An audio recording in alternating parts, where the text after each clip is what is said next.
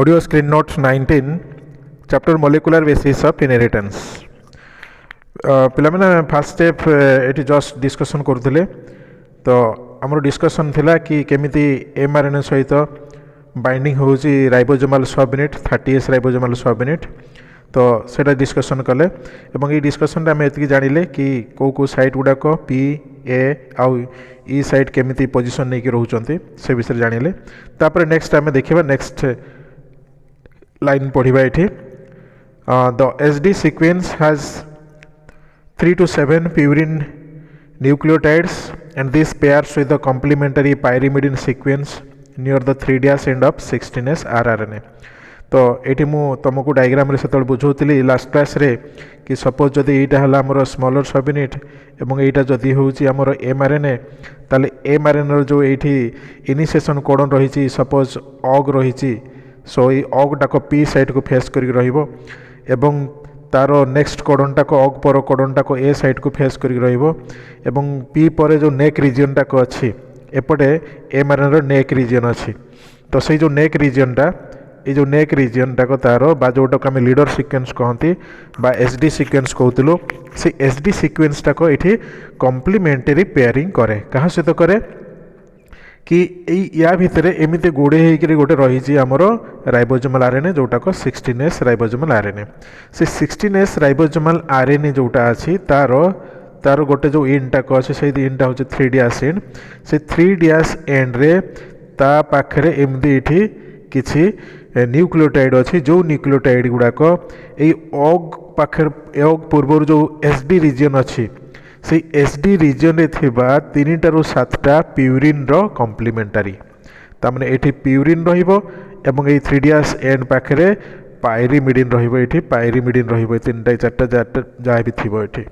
एवं से गुडा को कम्प्लीमेंटारी पेयरिंग करंती ए पी पाखरे थिबा सॉरी जो हमरो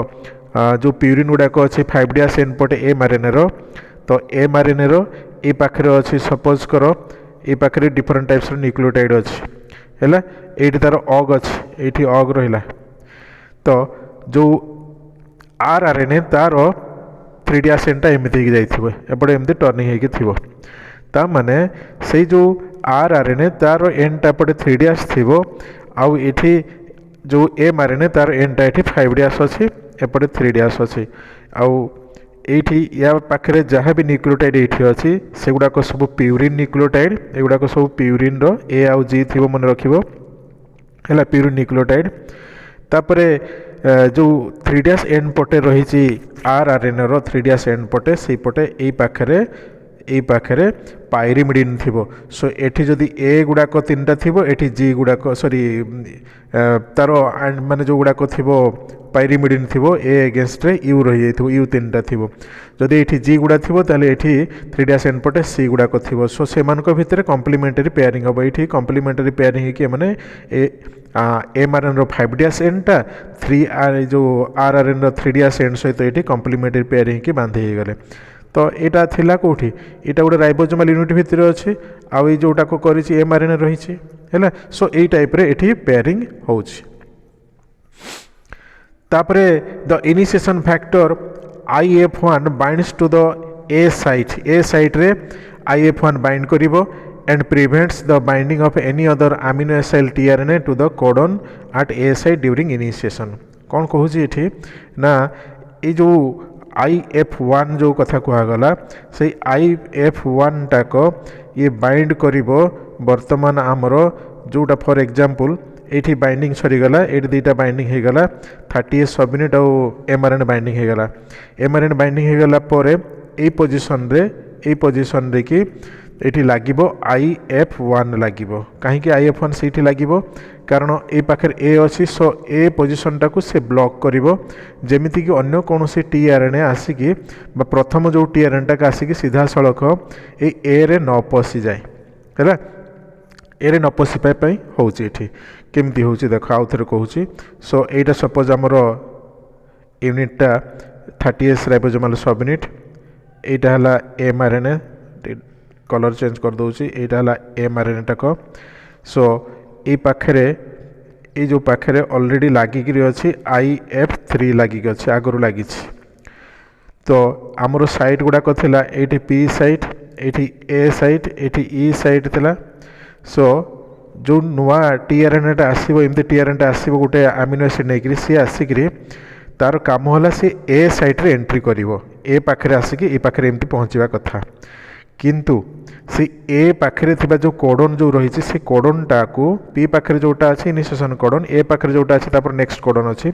सो ए पॉइंट रे प्रथम टीआरएनएटा आसिकी न पशिबा पई एठी आउ गोटे एठी इनिशिएशन फैक्टर आसिक ये बांधी हो जाए, इनिशिएशन फैक्टर बांधी हो से कौन करिवो ए जो साइट टाकू ए साइट टाकू ब्लॉक करके रखिदेव IF1 टा, IF1 टा लागिक रहा है, IF1 टाकू ब्लॉक करदेला। सो बर्तमान ए साइट टाक ब्लॉक हो रहीगला, ये आउ कई टीआरएन जोटा आसो ये टीआरएन टाक आउट पशिपारे, तो से जो टीआरएन टा आसिले कौट पशो से टीआरएन आसिक बर्तमान पी साइट डायरेक्टली पशो। तेणु प्रथम टीआरएन जोटा प्रथम अमीनो एसिड नहीं कि आसे से टीआरएन टाक केवल पी साइट रे ही एंट्री करिपारिबो, ए साइट रे ब्लॉक करिकी IF1 अच्छी से ए साइट रे पशिपारिबो नाही, बुझीगला। सो सबु बेले प्रथमे जितेबाला प्रोटीन सिंथेसिस आरंभ हुए पी साइट रे ही प्रथम टीआरएनएटा आसी एंट्री करिवो गोटे प्रथम अमीनो एसिड नहीं कि आसी है। अच्छा तापर नेक्स्ट लाइन को देखो, ड्यूरिंग तापर नेक्स्ट है the formyl methionine tRNA FMET is the only tRNA that binds direct to P site. तो पी साइट रे जोटा आसीबो से जो पी साइट को आसीबा टीआरएन टा, सपोज यहाँ हूँ पी साइड को आसवा टीआरएन, तो ये टीआरएन टा जो अमीनो एसिड धरिकी आसी सेटाक FMET माने फॉर्माइल मिथ्योनाइन, कारण आम बैक्टेरिया कथा पढ़ुं। सो यूकैरियोट होते खाली मिथ्योनाइन होता, तो बैक्टेरिया केस रे आमर ये प्रथम टीआरएन टाक फॉर्माइल मिथ्योनाइन नहीं कि आसला, एवं से फॉर्माइल मिथ्योनाइन नहीं कि आसिकी सी वर्तमान ए पी साइट रे सीधा सड़क ये एंट्री कर, पी साइट रे एंट्री कर फॉर्माइल मिथ्योनाइन नहीं कि ए साइट ये ब्लॉक होगी अच्छी है, IF1 ये ब्लॉक करी है। ये डायग्राम देख तल डायग्राम ये IF3 टा ऑलरेडी लगिकी थिला आगु, IF1 टा ए साइट सामने के लगिकी रहिला। सो ए साइट टा ब्लॉक हो गला, ए साइट रे कई पशि पारिबेनी, एवं IF2 आर फैक्टर टाक मध्य आसिक ये लगिबो। सो तीनटा जाक इनिशिएशन फैक्टर ये समय आसिक लगी जाती जो गोटे टीआरएन आसे प्रथम अमीनो एसिड नहीं। तो प्रथम ये अमीनो एसिड है आमर फॉर्माइल मिथ्योनाइन। तो फॉर्माइल मिथ्योनाइन को जो टीआरएन नहीं कि आसूचे से टीआरएन टा है कि FMET टीआरएन FMET है। सो ये एंट्री कला पी साइट रे, बर्तमान ये धरिकी रखी अमीनो एसिड को, एवं ये पी साइट रे एंट्री कला, पाखे ये आंटीकोडन सिया थी है, पी साइट रे एंट्री कर। सो ऑग कोडन तापर नेक्स्ट पॉइंट रे, so AUG codon present at initiation codes for N formyl methionine. तो से ये कहगला ये जो ऑग कोडन टा रोचे सेटा always that codes for methionine, ऑगटा सब मिथ्योनाइन को कोडिंग करेबो, किंतु ये बैक्टेरिया केस अच्छी। सो मिथ्योनाइन बदल रे ये फॉर्माइल मिथ्योनाइन, तार मिथ्योनाइन रे गोटे फॉर्माइल ग्रुप लगी जाइए, बुझीगला। When present at other positions codes for normal methionine, जदि ऑगटा मूल अच्छी ताहले सेटा को मिथ्योनाइन बा फॉर्माइल मिथ्योनाइन को आनिबो, बुझीगला। बैक्टेरिया केस रे धर ऑग कोडन टाक एठी थरे अच्छी, पुणी ये पाखे भी आउ थे ऑग अच्छी, ताने ऑगटा जदि प्रथम अच्छी ताल फॉर्माइल मिथ्योनाइन से जॉइन करेबो, जदि ऑगटा को भितर अन्य कौन कोडन पाखे अच्छी ताल सेठी मिथ्योनाइन सेठी कोडिंग करिवो, मिथ्योनाइन को से स्पेसिफाई करिवो। तापरे द GTP बाउंड IF2 बा GTP IF2, ये GTP IF2 गोटे कम्प्लेक्स होगी थी एवं initiating FMET tRNA join the complex 30S mRNA। सो यहाँ हूँ आम 30S mRNA कम्प्लेक्स, ए बर्तमान आसला टीआरएनए FMET नहीं है, टीआरएनए टाक फॉर्माइल मिथ्योनाइन नहीं आसला, एवं ता सहित ये IF1 IF2 GTP आसिक जॉइन है। तो ये कंपोनेंट ये कॉम्बिनेशन होगी फाइनाली जो इनिशिएशन फैक्टर तैयारी से फैक्टर से जो कम्प्लेक्सटा हूँ टीआरएनए रही, mRNA भी अच्छी है, ता सहित गोटे राइबोसोमल सब यूनिट भी अच्छी। सो ये कम्प्लेक्स टाक ये तैयारी हो। Next the GTP bound IF2 is hydrolyse to GDP, GTP भांगी जीव एनर्जी रिलीज हम जीटीपी भांगी गले जीडीपी को डाइफस्फेट फॉर्म को कन्वर्ट हम और जहाँ एनर्जी बाहर से एनर्जीटा ये यूज हम और आ गोटे फस्फेटे एठू रिलीज हो गला then all the three initiation factors are released from the ribosome complex एवं जहाँ भी ये इनिशिएशन फैक्टर थिले से इनिशिएशन फैक्टर गुड़ाक सब रिलीज हो एका संगे है से इनिशिएशन फैक्टर गुड़ाक सब रिलीज हो गला देख ये डायग्राम अच्छी IF3 रिलीज हो IF1 भी होती IF2 भी रिलीज हो सबुतक रिलीज हो गले है रिलीज हो गले then 50S ribosomal subunit attaches to the above complex when IF3 is released. IF3 टा जे पर्यंत ये लगिक थाए ये कम्प्लेक्स सहित जे पर्यंत लगिक थी से पर्यंत बड़ सबयूनिटा बा लार्जर सबयूनिट ये लगिपारनी जितेबाला बड़ सबयूनिटा लगे समय आसे से IF3 टा को रिलीज हो जाए तो ये कौन है ना जितेबाला TRN टा लगिला से समय IF2 भी रिलीज हो जाए IF1 भी रिलीज हो IF3 भी रिलीज हो गला सब इनिशिएशन फैक्टर ये रिलीज हो गले एवं इनिशिएशन फैक्टर कहीं ना तो बर्तमान जो कम्प्लेक्सटा थिला आमर TRNA तापरे mRNA आ 30S TRNA mRNA जो 30S यूनिटा थिला से बर्तमान 50S सब यूनिट आसिक ये जॉइन हो लगिकी जो कम्प्लेक्सटा तैयारी से 70S इनिशिएशन कम्प्लेक्स है कहूँ this complex of 70S ribosome यहाँ हूँ टोटल दुईटा राइबोसोम इसी सो 70S राइबोसोम एथे गोटे mRNA अच्छी सो mRNA लिखिली ता सहित गोटे TRNA अच्छी FMET नहीं आसी सो से TRNA ना हूँ FMET TRNA सो ये जो कम्प्लेक्सटा को तैयारी है एज द इनिशिएशन कम्प्लेक्स या कहगला इनिशिएशन कम्प्लेक्स आउ ये जो इनिशिएशन कम्प्लेक्स तैयारी है ये इनिशिएशन कम्प्लेक्सटा तैयारी है प्रथम स्टेप्रे तापर नेक्स्ट स्टेप्रे ये इलंगेशन हम आहरी अनेक प्रकार आमिनो एसिड गुड़ाक सब TRNA द्वारा आसिक ये पहुँचे और ये गोटे नुआ प्रोटीन तैयारी हम केमी हम आम यापर देखा नेक्स्ट स्टेप हूँ इलंगेशन स्टेप डिस्कसन करवा सो नेक्स्ट स्टेप रे आम डिस्कसन करवा इलंगेशन प्रथम स्टेप रे बुझीपार कि प्रथम जो स्टेप है एथिरे आमे पाइले गोटे इनिशिएशन कम्प्लेक्स आउ से जो इनिशिएशन कम्प्लेक्सटा हूँ यहाँ 70S mRNA FMET TRNA FMET 70S कहीं कहला यहाँ दुईटा राइबोसोम मिसिक अच्छी सो 70S है mRNA गोटे अच्छी सो mRNA पढ़ल किंतु FMET TRNA FMET कहीं कहगला ना TRNA रो ना हूँ केवल TRNA FMET आउ सी धरिकी अच्छी अलरेडी ये पाखे गोटे अच्छी मिथ्योनाइन रो आमिनो एसिडटा सेटा को आम FMET मिथ्योनाइन कहूँ सो TRNA है FMET TRNA FMET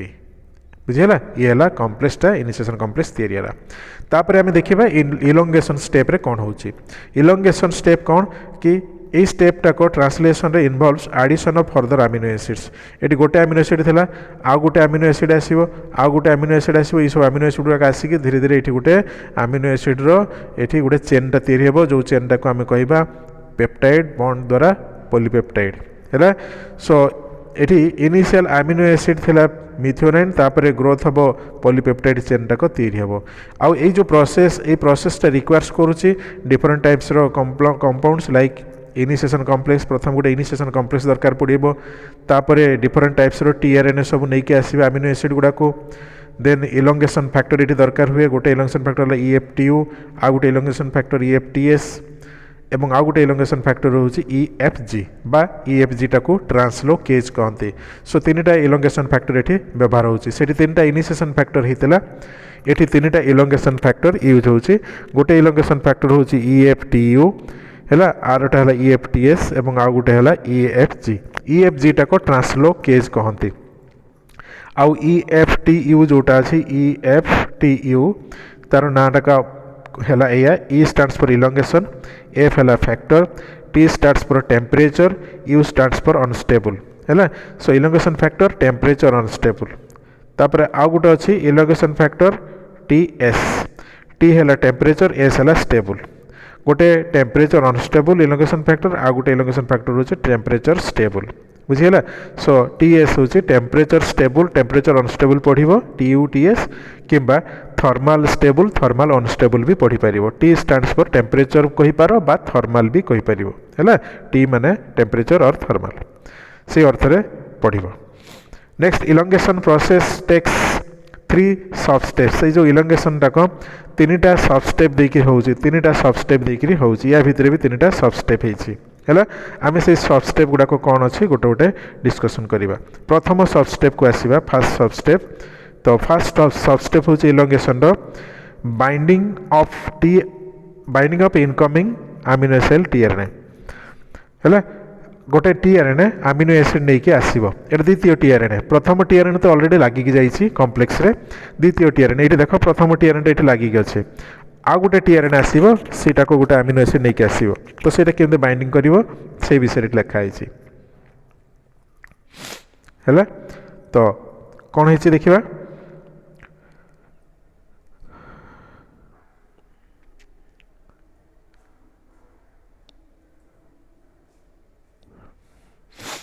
the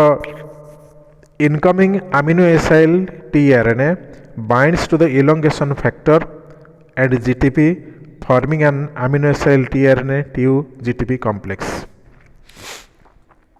जो tRNA टाक अमीनो एसिड नहीं कि आसूची से tRNA टाक कौन करिवो गोटे इलंगेशन फैक्टर सहित बांधी हबो हैला एवं GTP सहित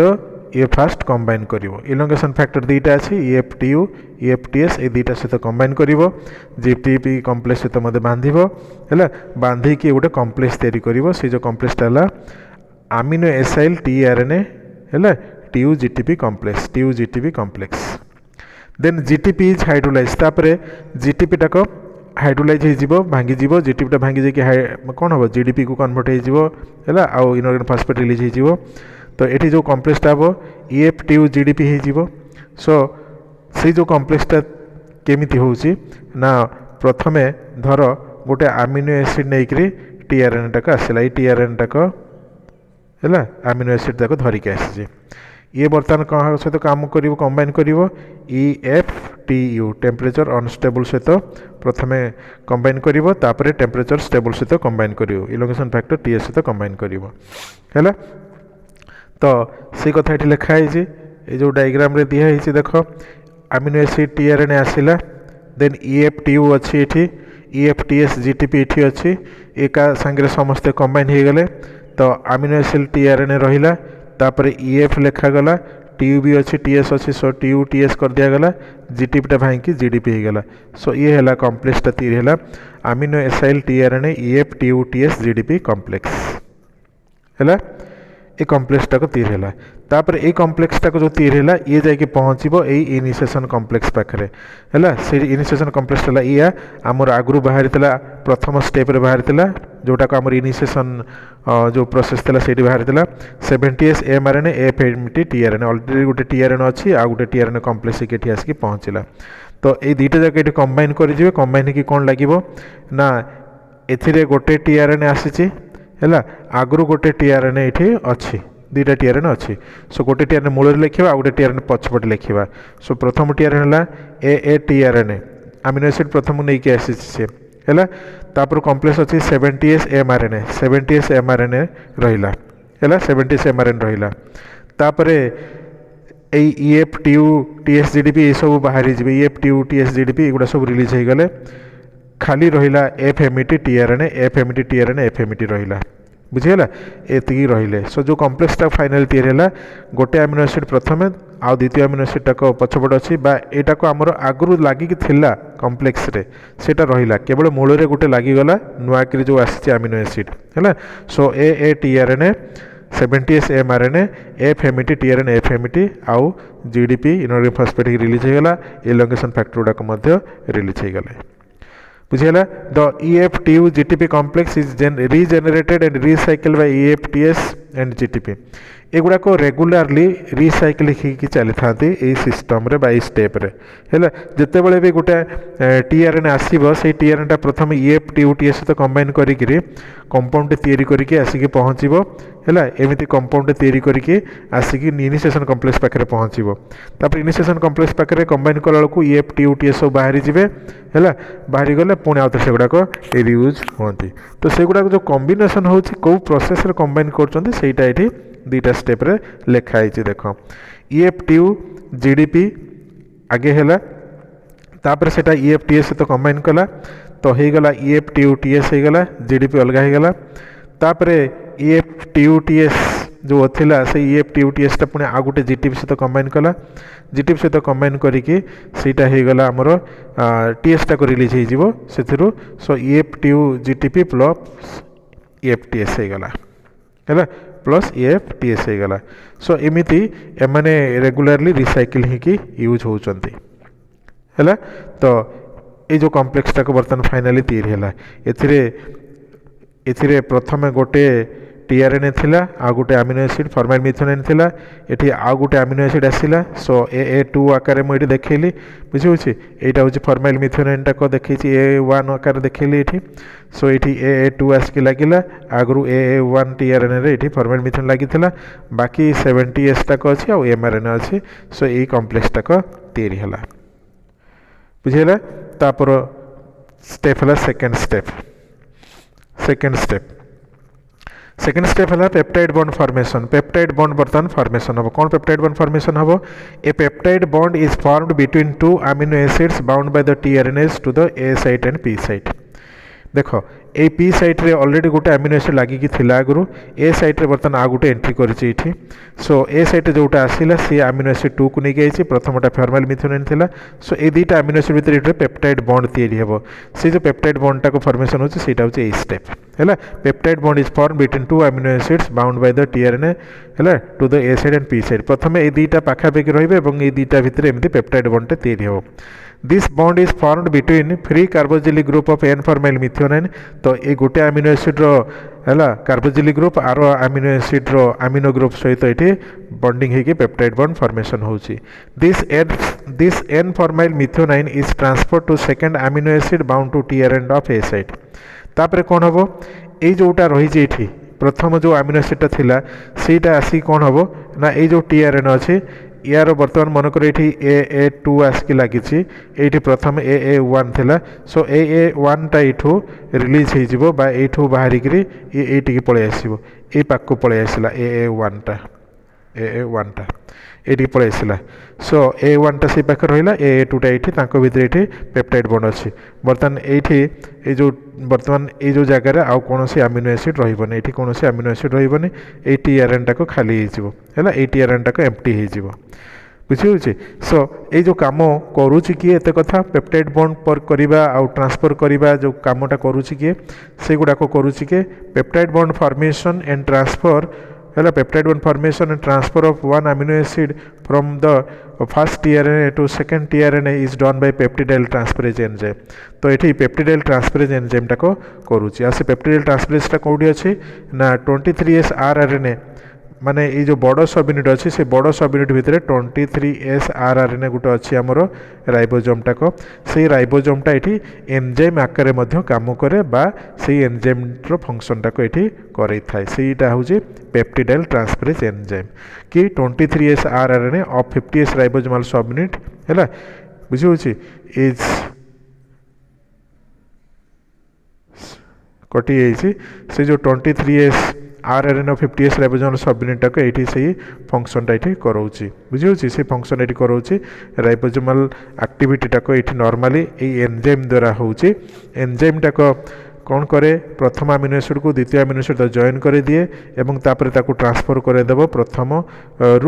टीआरएन रु द्वितीय टीआरएनए को जोटा द्वितीय आसी टीआरएनए सेठी को जॉइन करदेला तो बर्तमान जो द्वितीय टीआरएनए एठी गोटे अमीनो एसिड लागिक रहा एठी गोटे अमीनो एसिड लागिक रहिबो बुझिला एटा होउची देखो ट्रांसफर होउची से कथाटी बुझागला हैला तो ये है आमर द्वितीय step peptide bond formation so peptide bond formation रे एती कथा हमें बुझिले कि पेप्टाइड बॉन्ड फॉर्मेशन रे जो दुईटा अमीनो एसिड थिला तांको भीतर पेप्टाइड बॉन्ड तैयारी हैला तापर पेप्टाइड बॉन्ड तैयारी हैला परे अमीनो एसिड टा गोटे अमीनो एसिड आ गोटे टीआरएनए को ट्रांसफर हो जाउची ता माने दुईटा जाक जो अमीनो एसिड गोटे टीआरएनए ए जो गोटे टीआरएनए रे दुईटा जाक अमीनो एसिड बांधी की रहिले पेप्टाइड बॉन्ड द्वारा एवं प्रथम जो टीआरएन टा थिला से प्रथम टीआरएन टा को एठी एम्प्टी हे जिवो फाइनली बुझी होची एटा एम्प्टी हे जिवो हैला सो एटा एम्प्टी हे गला परे ए तापर बाहरी आसीबो सो एतिकी होची हमरो सेकंड स्टेप हैला सेकंड स्टेप थर्ड स्टेप आमे ट्रांसलोकेशन तापर डिस्कशन करबा नेक्स्ट ऑडियो रे।